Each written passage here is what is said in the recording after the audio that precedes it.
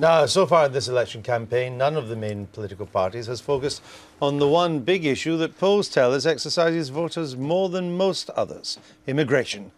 It did get some airtime in the Leaders' debate programme last Thursday, but none of the mainstream parties is that keen to talk about it. So we thought we'd take a look at their rival policies on the show today. In a moment, we'll be hearing from Labour, Conservative, Lib Dem and UKIP spokesmen. First, Joe's got the background. Yes, there's been a pronounced rise in immigration since Labour took power in 1997. Here's the net effect. The total of everyone arriving minus everyone leaving. Annual net migration peaked at just under 450,000 in 2007, but is now slowing. The steep increase that began in 2004 is thanks to immigration from the countries which joined the EU that year. And despite surveys of voters suggesting that it's an important issue on the doorstep, it's something that the main parties are yet to tackle head-on during the campaign. But it's included in all the manifestos. Labour are promising to tighten the criteria of their points-based system for migrants from outside the EU. They also say no unskilled workers from outside the EU will be allowed to come here. The Conservatives support the points-based system, but want an annual limit on immigration. They haven't said what that should be. Their manifesto promises the party will return migration back to the levels of the 1990s. The Liberal Democrats say the points-based system should be regionalised so that migrants can be sent to places that have room for them. They also offer what they call an earned route to citizenship, in effect an amnesty for illegal migrants who've been here for more than 10 years.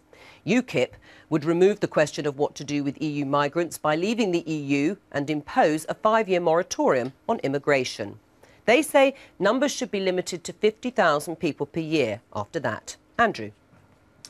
Thanks, Joe. Well, we're joined by a quartet of Home Affairs spokesmen: the Conservatives' James Brokenshire, Chris Huhne from the Liberal Democrats, Jared Batten from UKIP, and in Manchester, the current Immigration Minister, Phil Willis. Welcome to you all.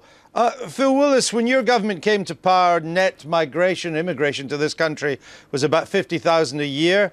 It quickly trebled, then quadrupled. It peaked at 250,000 in 2004. It then came down a little bit. It's still 3 times what it was before you came to power. So I guess if you want to control immigration, you don't vote Labour. Well, thank you for doing this item, Andrew. You're right, we need to talk about it. Your graph there showed that the net immigration slightly decreased when Labour came into power. It had gone up slightly, and that damns the lie. It quadrupled, Mr. Willis. Could I finish my sentence, Andrew? It quadrupled, not if you're going to give us dodgy figures. It quadrupled. Your graph showed that it started to go up significantly in 2003, didn't it? And my point is that damns the lie that we had, in any sense, an open door policy. Net migration is now falling as a result of the new policies that we've put into place to manage migration, and that, I think, is proving to be successful. And it's still 3 times what it was when you came to power. Yes, but can I just make one point, Andrew, please, in this debate? That we mustn't confuse net migration, which is the impact of people going out as well as coming in, because many British people work in the European Union countries, and there is a flux. I don't think it's fair to say that immigration has risen just because there was a Labour government. I think that misunderstands history. No, but it increased under your watch. Yes, it did. And it wasn't in your manifesto. Well, we did say we would join the European Union and we would support the accession countries. No, you were already in the countries. European Union, Mr. Willis, when you came to power in 1997. Sorry, Andrew. Sorry, I was making the point that we did say we would support the accession countries coming in, and you always get an influx from new countries and then it tails away. And just as there are British people working overseas. Chris Huhne? Well, I think that Phil Willis has forgotten one aspect of this, which is that with the Romanian and Bulgarian accessions, the government has actually decided on this occasion that we are going to have a transition period. Which we didn't do with the Polish and others. With the previous ones. And we were actually the only one of, I think, 3 EU countries effectively to decide, not anything to do with the EU, but to decide as a result of our own decision that we were going to open up to Poland and the Czech Republic and so forth. And that was, as you saw from the graphic, a very substantial part of that increase. I think that is unwinding.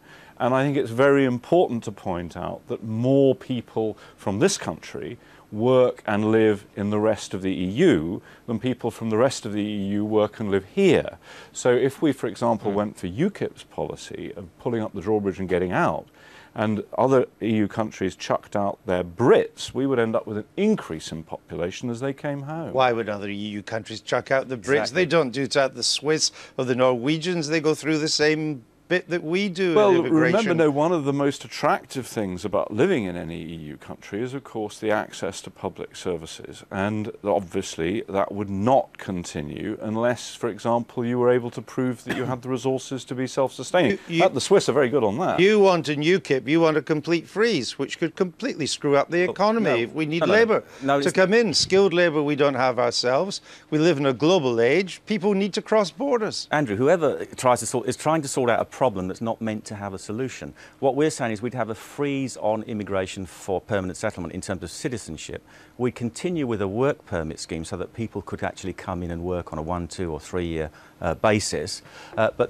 What I know the other three parties are telling you, they're trying to argue about the figures and put the best light on it. They cannot control immigration from the European Union.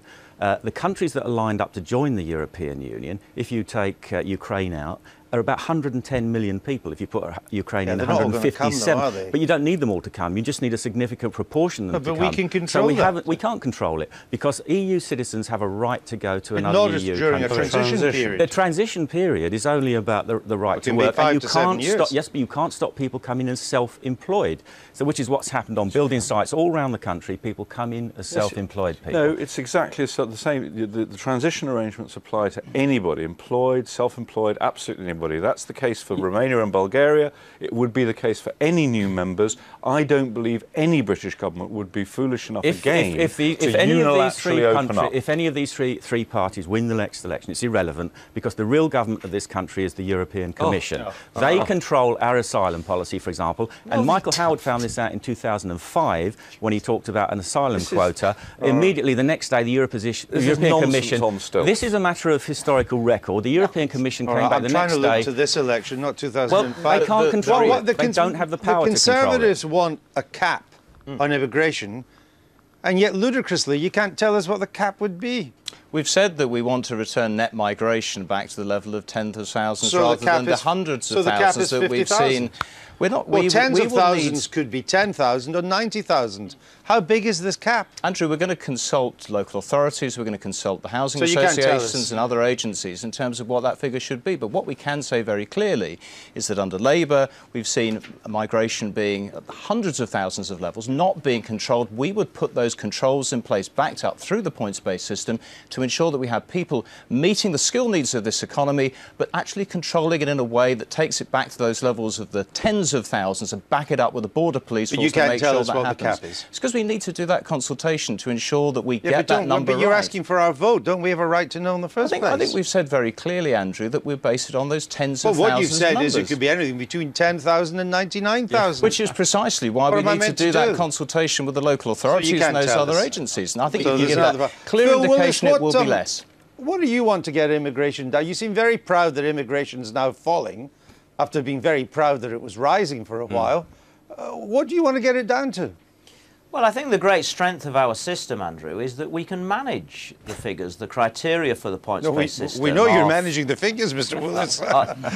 Well, the criteria on the points-based system are flexible, and we're moving to introduce a points-based system on citizenship as well. And I think that despite the emotion of this debate, the government should be given some credit for the measures that we've put into place, which are supported on the whole by the other parties. But the point of this, Andrew, is that Phil Willis talks about migration going down. It's actually because of people leaving this country. If you look at migration to this country, on the last year it's gone up from 574,000 to 590,000. So it's all very well Phil Willis trying to claim the credit of this. It seems to be that's based on encouraging people simply to leave the country. Let's just come on to the Lib Dems now, because your immigration policy is a combination of an amnesty for illegal immigrants and internal exile for new immigrants who could only go to one part of the country. You're wrong on both of those points. But you do want an amnesty. First of all, let's be clear about the regional points-based system. We want the points-based system to be based on how it actually works in both Australia and Canada.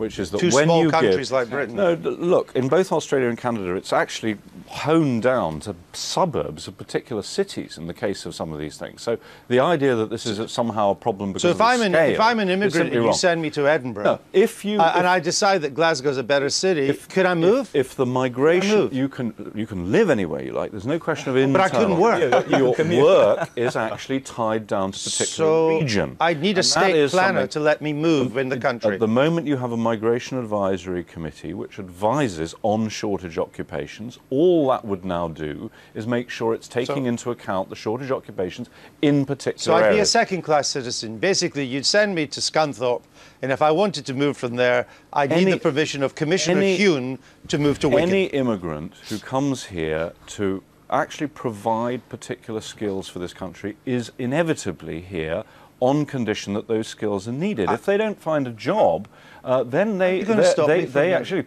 Well, we do it in exactly the same way as we should be controlling the system now. We're not doing enough of it, is actually making sure employers are prosecuted if they're employing people who don't have the proper visa. At the moment, there are only 114 prosecutions of employers exploiting illegal immigrants since 1997. We're nothing like tough under enough your on system, if I can stay illegal long enough, you'll give me an amnesty anyway.